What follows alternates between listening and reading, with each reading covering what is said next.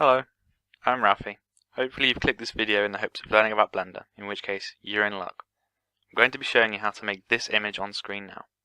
I'm assuming you have Blender installed and ready to go, so let's open it up and start. So, when we open Blender, this is what we see to start off with, and there are two things we're going to do straight off the bat. The first one is go to this corner and drag downwards, which will close the timeline window because we don't need it. The second thing we're going to do is go from Blender Render to Cycles Render. With that out of the way, we can now start modeling our scene. So by default, Blender puts in a cube, a camera, and a lamp. Now the only thing we actually want from here is the camera. So we'll hover over the cube, which is already selected, and we just hit the X key, which brings up the menu to delete it. Click delete, or you can hit enter. Same thing with the lamp, so hover over it. Blender is slightly different to most other systems in that the right click is your select. So we tap the right click arrow on the right button on the mouse, and it will select the lamp. Then we hit X to delete it, same as before.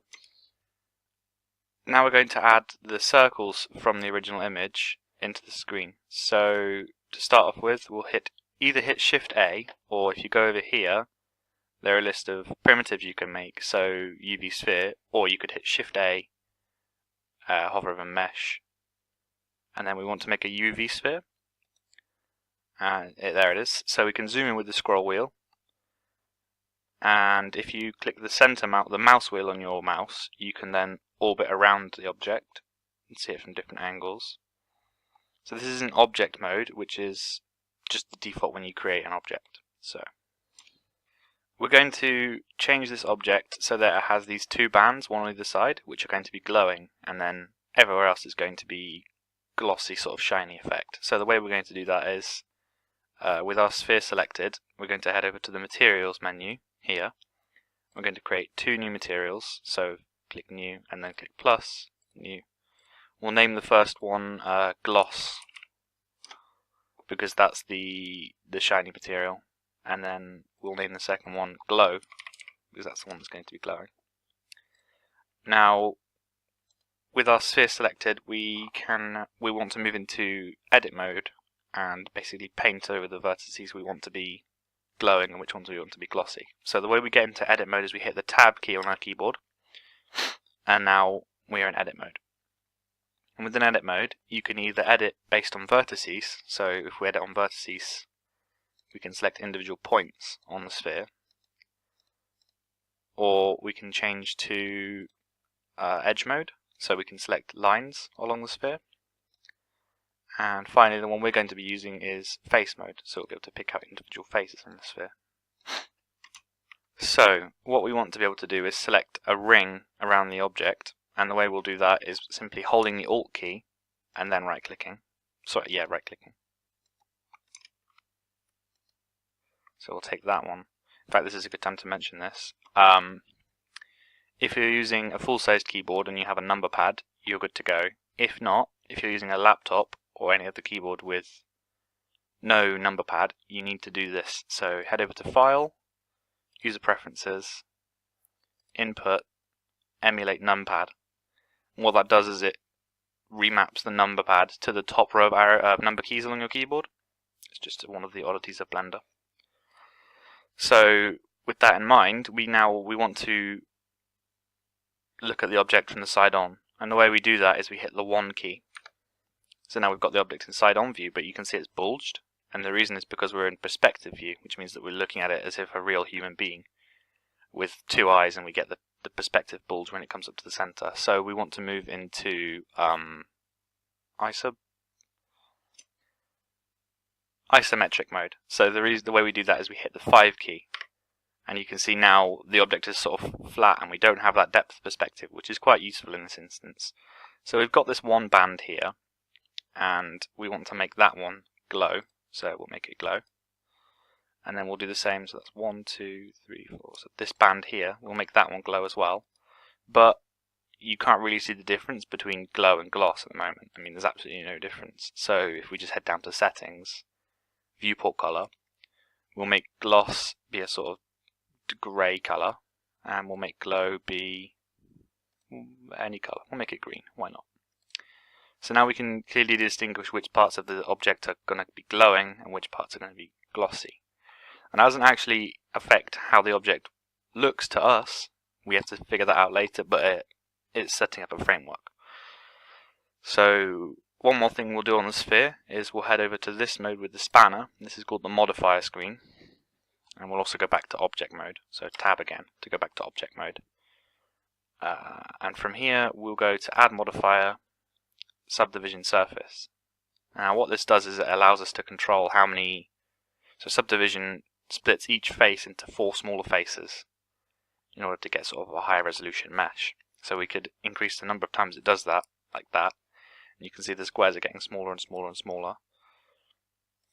Now 2 is probably fine for what we're doing, because what we'll actually do is we head over to tools and then smooth, and it makes a good attempt at smoothing it off. I mean, if you have it down to 0 you get this weird horrible effect, but 2 is fine.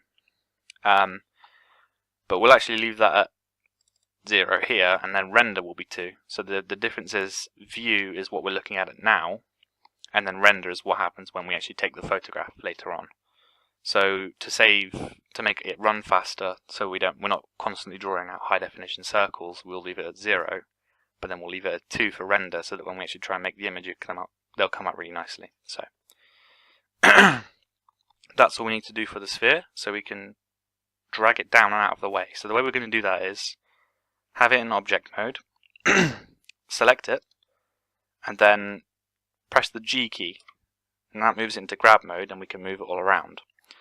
For simplicity, I'm just going to hit the Z key, which locks it onto the Z axis, and I'm going to drag it way below the center point, so the center line here.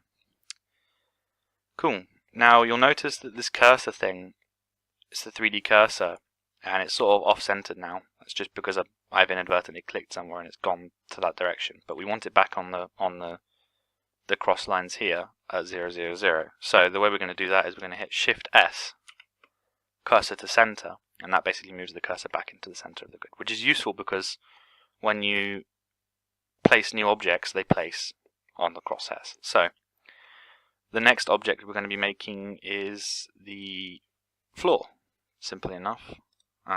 So the way we'll do that is same as before, Shift A, mesh, and we'll just put down a plane. You can see it's just a flat 2-dimensional surface. All's well. We're going to make it bigger. So the way we're going to do that is, if you hit the S key, it goes into scale mode and you can scale it up and down. Easy enough is just to type in the number you want, so we're going to scale it 10 times, so 1, 0. And then hit enter to apply that. So now we have a large plane. And the next step is going to be to actually make another plane. So rather than doing Shift A and doing that again, we'll just hit Shift D, which will duplicate it, and then we'll hit Z to lock it to the Z axis, and we'll move it up a bit. And now you see we have 2 planes. The reason we're doing this is because if you look at the original image, you can't see it, but there is an invisible plane which is halfway up all of these spheres, which they are actually sort of spawned out of. They come from the second plane, which is invisible to us, but that's where all of the spheres come from. So we have the invisible plane where the spheres spawn, and then we have the visible plane below where they sit. So you can see in this, sort of in the render, in Blender, this is going to be the visible one, and then the one on top is going to be the invisible one. So I guess the next step is to spawn some spheres. So if you head over to this sort of firework little menu here, this is the emitter menu, the particles menu. So when we've got the top plane selected, not the bottom one, the top one, and we're going to click new. That should... Oh, it's done emitter for some reason. Okay, so if it's come up with emitter, that's fine. If it's come up with hair, that's also fine. I'm going to leave it in hair mode. The difference between hair and emitter is that emitter lasts over a set amount of time, so it's good for animations. Hair spawns all at once, which is what we want here. So we set it into hair mode, and just quickly, if we head down to render, the render tab here, you see at the moment it's set to path, which is drawing this sort of path for the hair to follow. We want to change that from path to object, and then if you go down here, we have the choice to pick which object we want to spawn on the plane. So a good one to pick would be obviously the sphere. That's what we want to duplicate. There we go. That's quite a lot. We probably only need about 300 of them. And you can see they're sort of evenly spread out along the plane. We do want to mess with that a little bit, so we'll go over here and we'll click Advanced. So that gives us slightly more options on what we can do. At the moment it's saying it's a random distribution, it's even and it's jittered, and that's about what we want for this setting, so we'll leave that how it is. But obviously if we render it like this, the spheres are going to be floating in the air. We don't want that, so we're going to head back over to the side view, so we'll press 1 again to go back to the side view. And now you can see the spheres are floating in the air, so we'll again grab them and then drag them down with Z, so G and then Z. Drag them down until they get to the floor. That's not very accurate, so what I'm doing to scroll down now is I'm hitting the Shift key and then scrolling with the mouse wheel, and that allows you to move up and down. And I think if you do, Control and then mouse wheel scroll, you get left to right. And then if you just scroll without Control or Shift, you get in and out zoom. So we're going to use those combinations, so left and right scroll, up and down scroll, and then regular zoom in scroll, like this, to get a closer look at where the spheres are. And you can see that they're about, there's no actual units, but they're not on the line. So what we're going to do is grab Z again and get them right on that line. Doesn't matter if they go slightly below, it actually looks better that way. So now we've got a bunch of spheres all sitting on the plane, and we just need to do a little bit more to make them look, because they're all facing in the same direction here for one thing. That's not very good. So the first step would be go back to the render panel, and we're going to untick emitter, and basically all that does is it says don't render this invisible top panel, pretend it's see-through. I mean, it still looks invisible to it still looks visible to us because we're in the view mode, but then when we actually render that, this top panel will become invisible and you'll just see the spheres in the bottom plane, which is what we want. The next step we've got to do is we're going to go to rotation and click that, so that will enable us to be able to rotate these spheres, and then we'll close down render mode. So the way I did that is I clicked that little triangle and then minimize the menu, just like any other menu system. And we're going to maximize rotation and enable it. And then the next step is to go over to this little drop down here, and we're going to select normal for the orientation. And this basically is just saying which way we're going to rotate the sphere. So there's a bunch of different ways. There's global XYZ, object XYZ. We're going to pick normal. And then we just drag the random slider to a random value. You can see the spheres have all lined up in different random ways, which is quite good. Right, so from here I'd suggest we can move to the camera. So if we push the 0 key on either the numpad or on the number row, so if you push the 0 key, it will move to the camera. It snaps the view that you're in to the camera. And this is alright on its own, but then as soon as you move, you leave the camera view again. So the way we fix that is we go to the camera view, then we hit N, the N key, which brings out this panel here. And we scroll around until we find lock camera to view.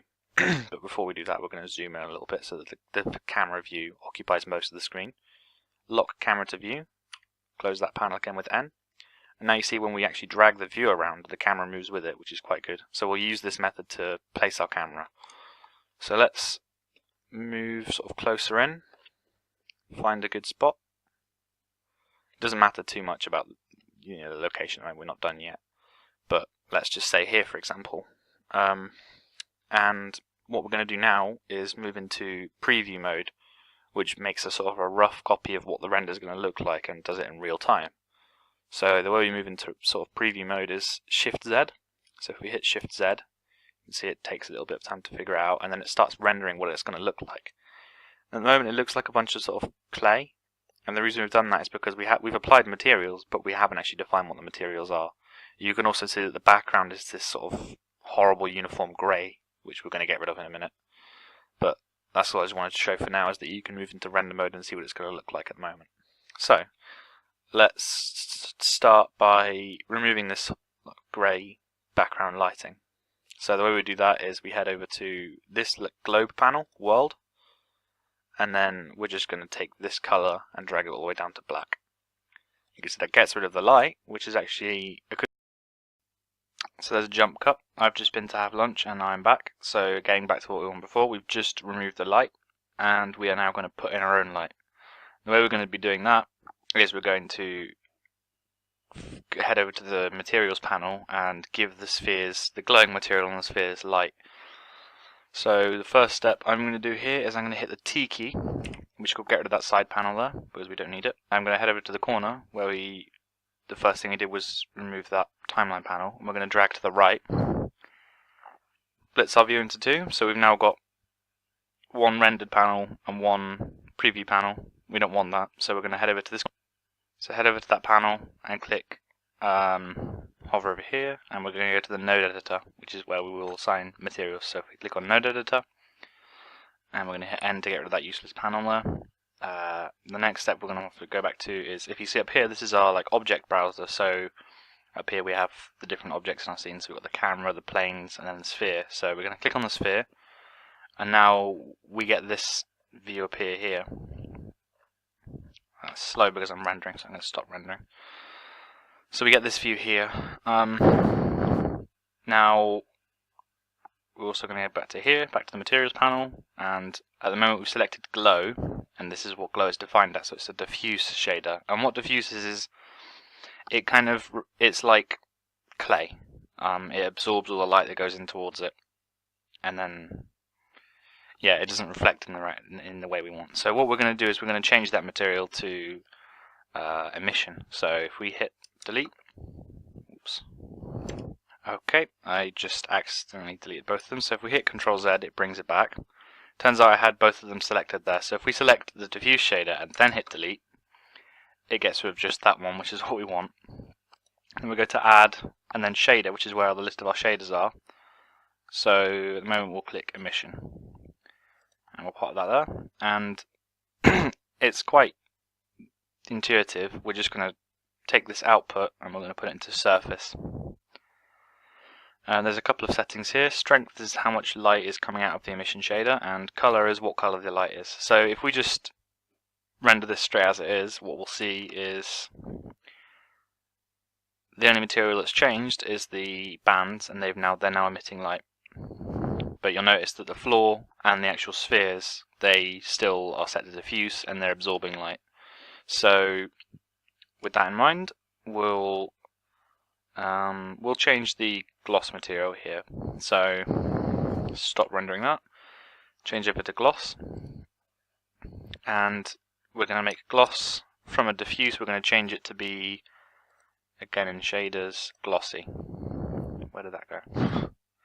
Shader, glossy. Yeah, so now we've got a glossy shader. We'll drag that into surface as well.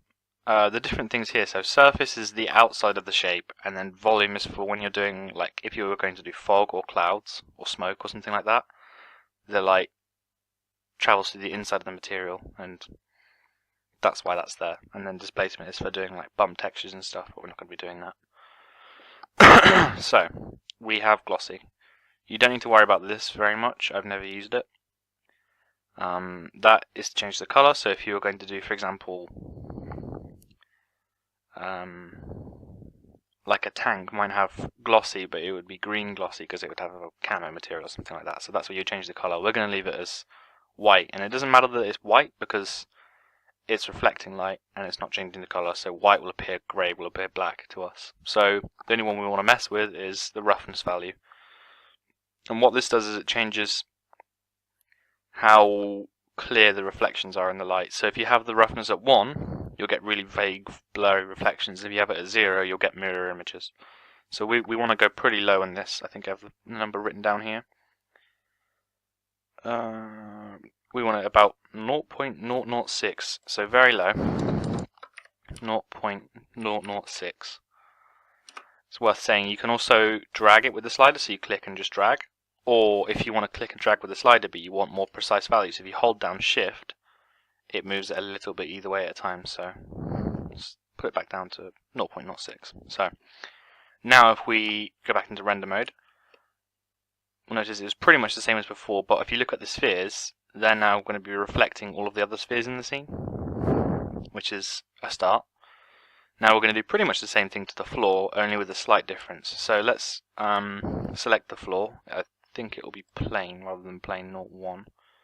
The way we can check that is by going over to the emissions menu. So there's nothing being emitted here, which means that this is the floor plane. In fact, we could rename it that. So we'll rename it floor. So now we know which one is going to be, the one we're going to be seeing. So it's this one. And it doesn't have a material on the moment, so let's give it a material.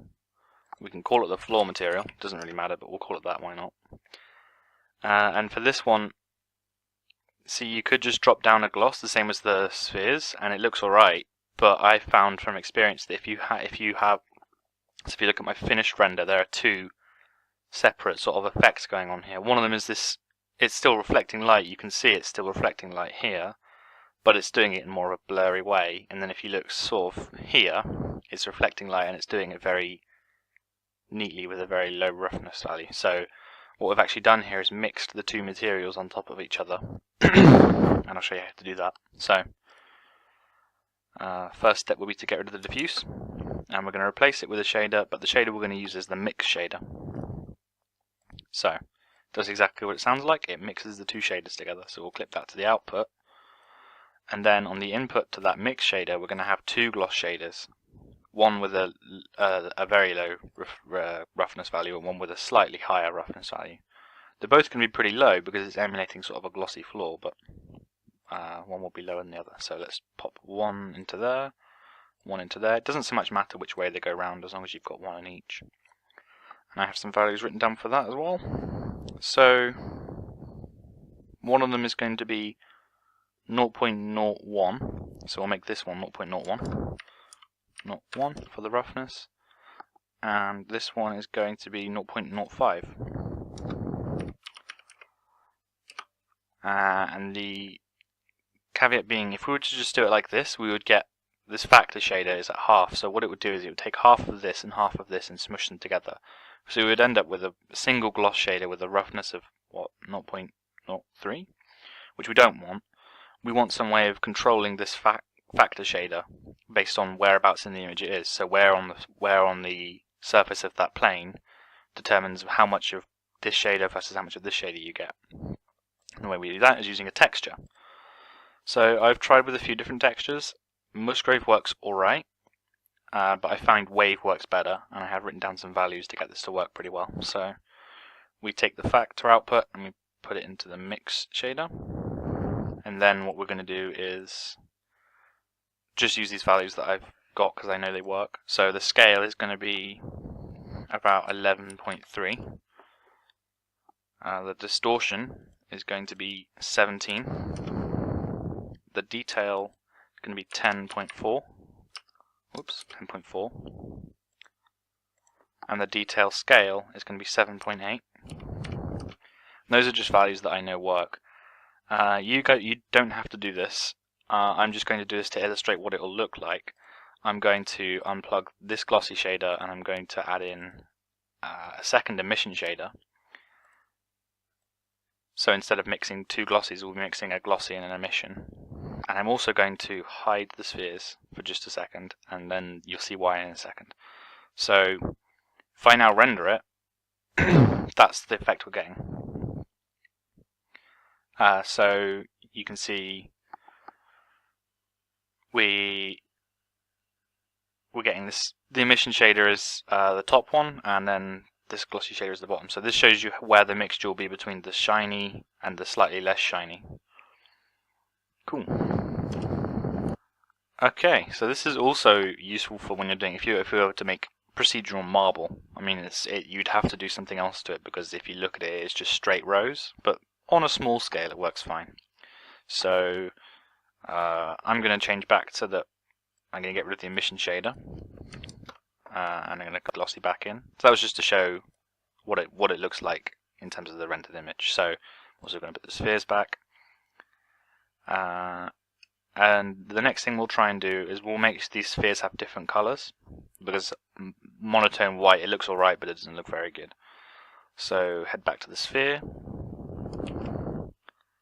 head back to the sphere object, head back to the glow, and what we're going to basically be doing is changing this color of the glow. So we'll add a, how do I do this? Okay, so the first thing we'll do is add an input, and the input is going to be the object information. So each individual object, each one of these spheres has these items here. So it has a location, it has an index, it has a material index, and it has a random value. And what we're going to be doing is taking that random value and converting it into a color. And the way we're going to be doing that is we're going to be using a converter, and the converter we're going to be using is combine HSV. So we're going to plop that in there. We'll connect it to the input there. Now, HSV is one way of looking at colors, and it's the alternative being RGB. So how much of red you've got, how much of green you've got, and how much of blue you've got. HSV is useful in this instance because the H value pretty much determines color, rather than one channel of the color. So looking at this pinwheel down here is a good example. An example of HSV. So H would move you around the edge of the circle. So increasing or decreasing the H value just spins you around the edge of the circle. Saturation value, the S value, moves you from the edge of the circle closer to the center of the circle. So a low saturation would put you in the center, and then a high saturation would put you on the edge. And the value would move this slider up and down. And the reason that's useful is because we can just, by changing the H value, pick out completely different colors. So what we'll do is we'll put the random value into the H value, and now we get a random hue value in each of our objects. So we'll just set saturation and value to be 1 each of them, and that will basically just make us move around the edge of this circle, which is pretty good. So now let's render that and see how it looks. Yeah, there we go. So each of the circles has a different color. There's nothing really you can do to change it, in that if you see like there's 3 yellows in a row and you don't really want that, there's not really a lot you can do other than move to a different location. So what's next? Now I guess would be a good time to find a really good location for the camera. So what we want is a location, well, what I would be looking for in an image like this is, say if we reference the initial image, we have these 2 spheres here which are sort of in the middle of the image. They're so they're in the middle and they're in focus, so you can see that the bands around the edge of them are quite neat and sharp. There's not much blur around the edge of them. And then you've got the foreground, which is blurry, and you've got the background, which is blurry. And those of you who own DSLR cameras will be familiar with this effect. So what I would suggest is trying to find a location where you've got a good background, a good foreground. Well, the background is pretty much guaranteed because the plane is so big, but you want to find somewhere where there's maybe 1 or 2 is probably best, spheres in the background, and then maybe a little bit in the front, so you get that really strong depth of field effect. So I'm going to pause and I'm going to find a good place in the scene to come back at when I'm going to have a sort of like this. So just pop back in quickly to say one more thing.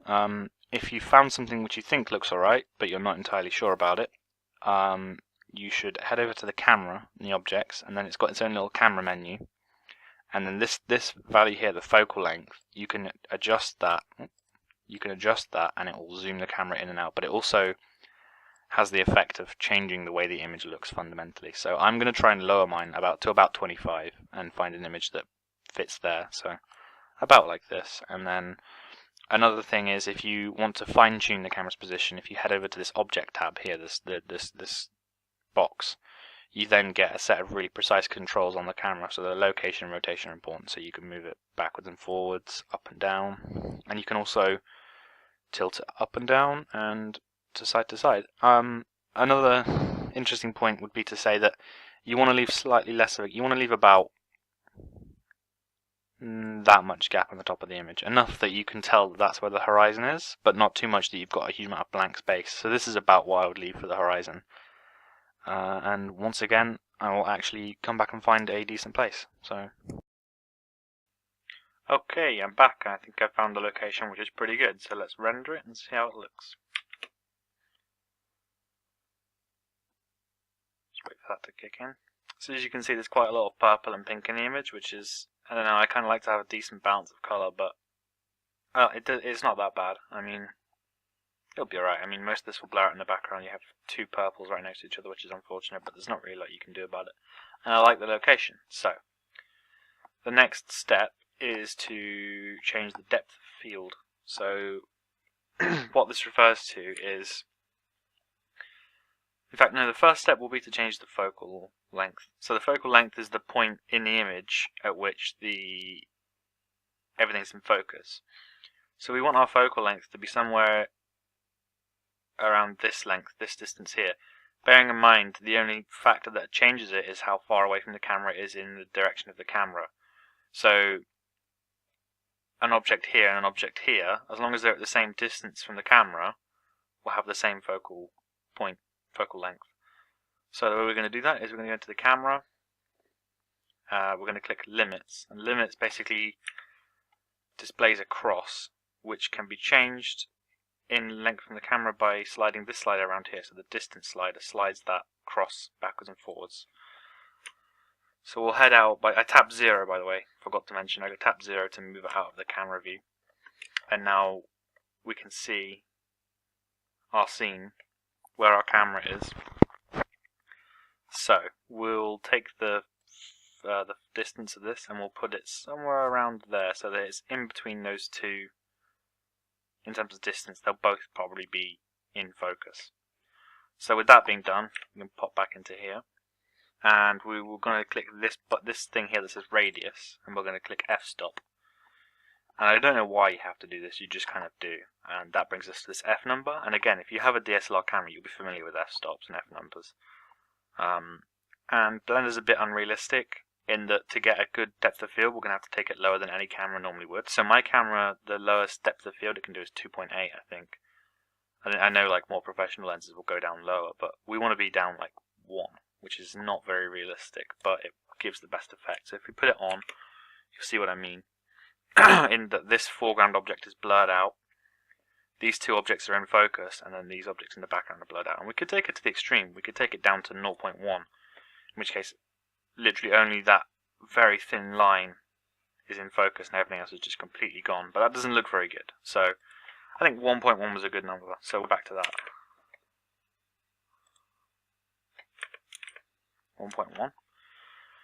I think that's about right. It's difficult to say until it renders, so I'm going to pop back in a couple minutes when this has gone to a decent amount of samples and we'll see. Okay, so I'm back and it's finished rendering in the preview mode, so you can see there's 32 out of 32 samples. It's quite a low number for the preview because it's not, you don't normally want to do too much detail in there. But you can see that this is a pretty good setup. All of the background is blurred out quite nicely, you've got some nice colours and streaks of lines in there. Then as you move into the foreground you've got this curved sort of blurred out effect here, which is quite nice. And if you look at the actual two in focus cylinders, you see this cylinder, you can see the reflection here, and that reflection has reflections of other cylinders. That's how accurate this is going to be. So it looks really good from here. So what we're going to do is get ready to render it. So the way we're going to do that is we're going to head over to the render tab, which is this nice camera. And you can see at the moment it's set to 1920 by 1080, 50%. That's Blender's default value. Now, the computer I'm on, this laptop, has a 1080p screen, so which is 1920 by 1080. So all I have to do is change that from 50%. Oh dear. 50% to 100%. And that will now render a full HD image. So if you're rendering for a phone, for example, you could change these two values here to get the right resolution you want. It would change the shape of this box here, and then you would just reframe the image. If you're going to render for a 4K display, you could easily just type in the number 200 here instead of 100. And if you want to make a really, really good quality image, I think for this one what I did was, this is a 4K image, just downsampled to the 1080 display on my laptop, but I think I actually originally rendered this in 8K, so 400%, and then I took it into GIMP, which is an image editor, or you could use Photoshop, and I downscaled it to 4K, which helps get rid of, so it makes it look sharper. Gets rid of what's called fireflies, which is a problem we'll encounter in Blender in a minute. So you could do that if you have a particularly powerful computer. It's also worth mentioning if you have a nice computer with a dedicated graphics card, before you render, you should go to User Preferences, System, and then down here it will say Cycles Compute Device, and you should have something like, if you're AMD, you'll have OpenCL, and if you're using an NVIDIA card, you'll have CUDA. And if you click that, you will then be able to render on your card, which is a lot faster than using the CPU. Unfortunately, the GPU on this doesn't play very well with Blender, so I'm going to be using the CPU. But then, if you'd enabled that setting, you would then go into this drop down here, and you would click GPU Compute, and it would run quite a bit faster. If you're going to do that as well, I would recommend as well going into here, User Preferences, going into Add-ons, and then typing in tile size.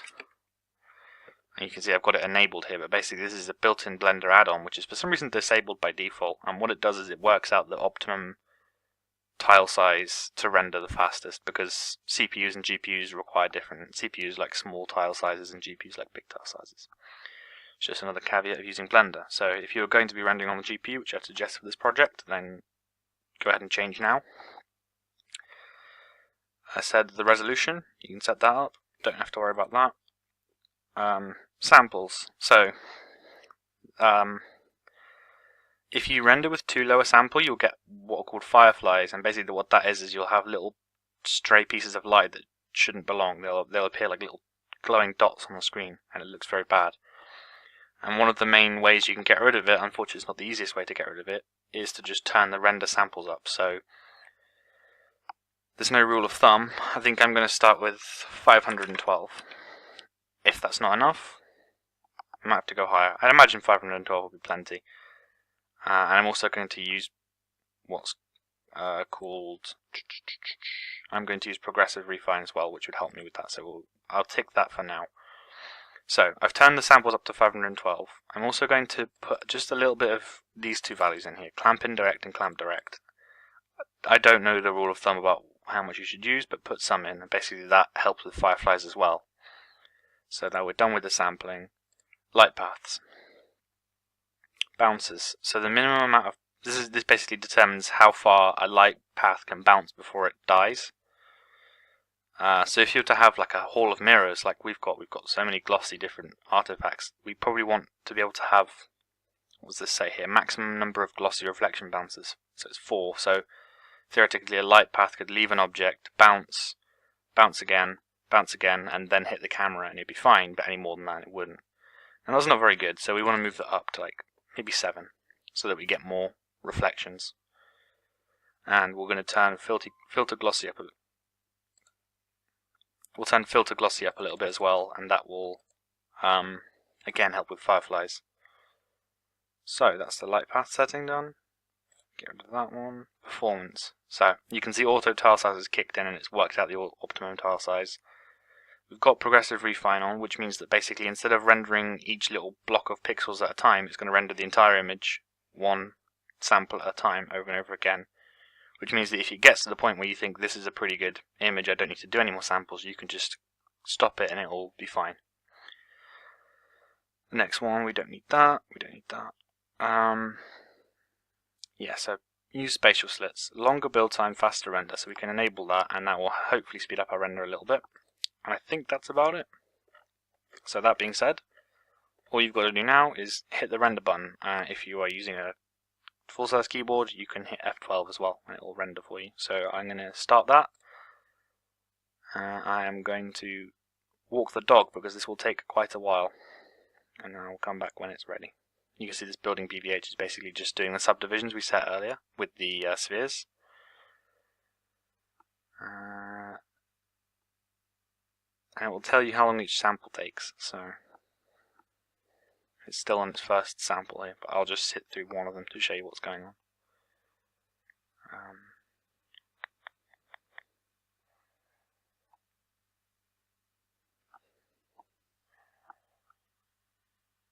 There we go. So that's one complete sample, and you can see the fireflies that are present here. I mean, all of these little dots here are fireflies, but as the next sample will come through and overlay them, they'll get less and less noticeable as time goes on, and eventually they'll get to a point where you won't even notice them. But that's quite a thing. Quite often, what beginners have issues with is that their renders have lots of fireflies. So there you can see there's more, and eventually they'll average out to a decent amount of colour. So I'm going to go and walk the dog. Wait, that's not good. There should be something here. Simple mistake. I had moved the camera in between different jump cutscenes, so I've moved it back now. You can see this is foreground object, and now I am actually going to go and walk the dog. I will jump back in when this is finished rendering and we can continue, because there are steps after this. Okay, it's been about, an hour and a half now, and it's not quite done. You can see it's got 347 of 512 samples, but I'm happy with the quality, so I'm going to go ahead and end the render. So the way I would do that is by clicking this X button here. It'll take a few seconds because it has to finish the next sample before it stops. But when it does, you'll know. It'll say cancelling, and then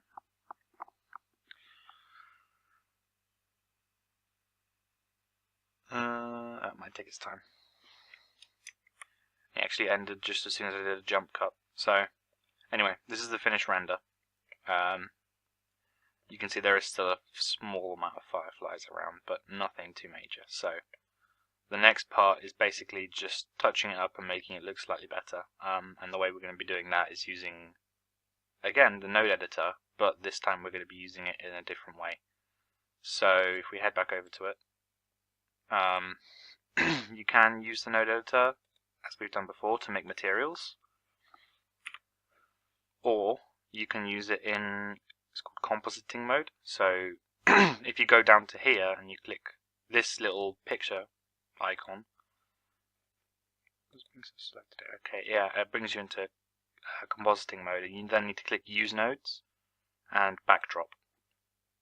And what that does is it creates this thing here. So at the moment all we've got is an input, the image, and then an output, the image. So we can drag these two apart to make a bit more room for ourselves, and we'll put what's called a viewer node on the output, and we'll just connect the viewer node to the input of the image, like so. And that will then render the background image onto this node setup so that we can view it whilst we're editing it. And you can use V and Alt V to zoom in and out respectively, zoom out and in respectively of the image, so you can do more fine tuning and such. So I'll leave it about like that, I suppose. And the first thing we're going to do, I think I need to do something to the brightness and the contrast of the image. But in fact, no, the first thing we'll do is we'll put in the filter. So if you go to Filter, Glare, and then drop the glare in there, and then change it from streaks to fog glow. You can see this little compositing bar at the top here is going to go up. And it hasn't come across very well, but basically what I'll do is I'll drag this mix, you don't need to do this, but I'll drag this mix shader up to 1, which basically says replace all of the, okay, yeah, so replace all of the image with the fog glow. So 1 is all fog glow and no image, -1 is all image and no fog glow, and 0 is 50-50 fog glow image. So if I leave it all up to 1, we'll get just the fog glow. And then if I drop the threshold represents how much light there needs to be in order to for fog to appear. And from memory, I think for this image it's about 0.15 or 0.2, so we'll drop it down to 0.2 and see if anything happens.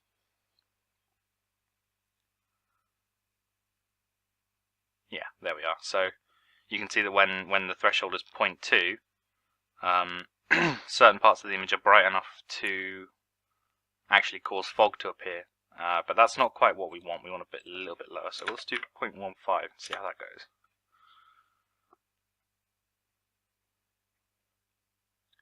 That's still not quite enough. Let's try 0.1.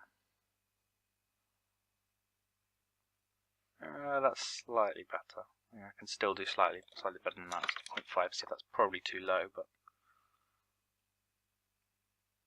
oh, 0.15. Hello, just dropping back in to say you should add a gamma node in between the glare and the viewer. That will raise the contrast of the floor.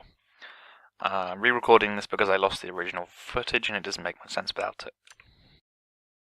So the last step is to save the image, and we will go to UV Image Editor again, so in this menu UV Image Editor, and instead of being in Render Result, you can then go to Viewer Node, which is on this little thing here, Viewer Node, and then you just click Image, Save, call it what you want, and then you can save it. Simple as. So the next part of this tutorial is sort of specific to GIMP, because that's the image editor I know how to use, but if you're using Photoshop there's probably a similar methodology. So basically I've loaded it in, I'm going to go to Colors, Brightness, Contrast, and I'm going to change it to use Curves, and we're just going to make the curve sort of look like that. If you're familiar with editing normal photos, this is butchering it, but for this kind of image it works very well in making it sort of brighter. So I'm just going to play around with it until I get it the way I want it. And it's sort of like that. Yeah, that'll do. So, and then I might play around with the saturation to see if I can get anything out of that.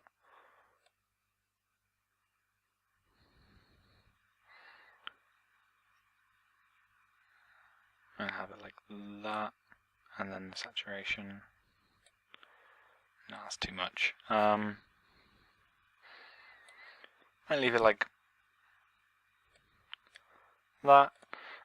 So there we go, that would be somewhat the end of the tutorial, but then I guess this is even more specific, because if you have Gmic installed, it's a GIMP plugin called Gmic, and the final step that I would be doing would be to go in here and then click Add Grain, and in here you can control film grain, so just an artificial effect to make it look like a proper camera photo. Obviously it's quite large scale, I don't want it that large, I don't want it that opaque, so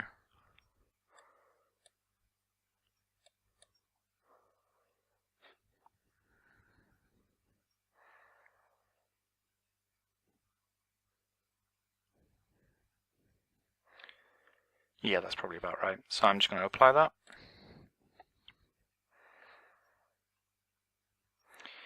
That might take a while, so I'm going to cut scene. And just a final side-by-side comparison of the two photographs. So obviously the first one is slightly better, but I mean I spent a limited amount of time on this one just in the past sort of couple of hours, and I think with more processing I could get it to look somewhat like that. I strongly encourage you to have a go at this, and if you make a result you're very proud of, you can send it to me, tag me on it on Instagram, and I'll have a look at it. Thank you for watching.